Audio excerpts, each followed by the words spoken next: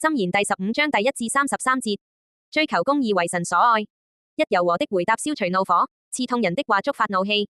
二智者的舌頭善傳知識，愚人的嘴巴湧出愚頑。三耶和華的目光無所不在，壞人好人他都監察。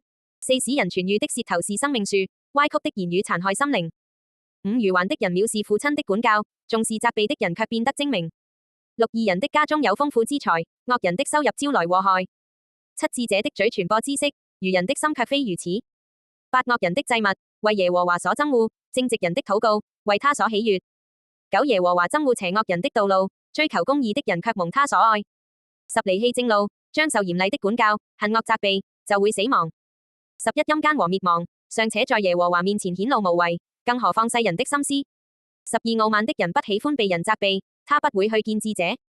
十三喜樂的心使人容光煥發，心中痛苦，心靈就受打壓。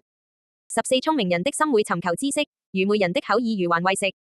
十五貧苦的人雖然天天受苦，但心境愉快卻像常享盛宴。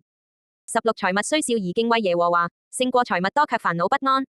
十七吃蔬菜而相愛相親，勝過吃肥牛卻彼此憎恨。十八脾氣暴烈的人引發紛爭，不輕易發怒的人平息爭端。十九懶人的道路像有荊棘擋住，正直人的路卻是康莊大道。二十智慧的兒子使父親歡欣，愚昧的人藐視母親。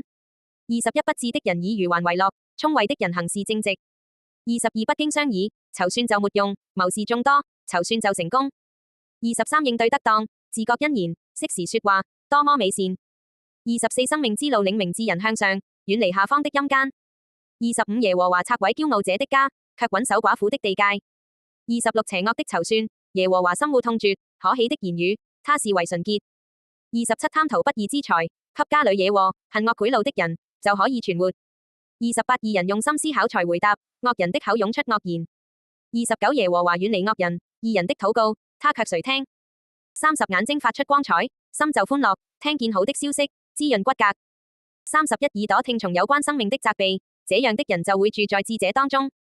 三十二輕忽管教，是鄙棄自己，聽從責備，卻獲得智慧。三十三敬畏耶和華是智慧的管教，要得尊榮，先要謙卑。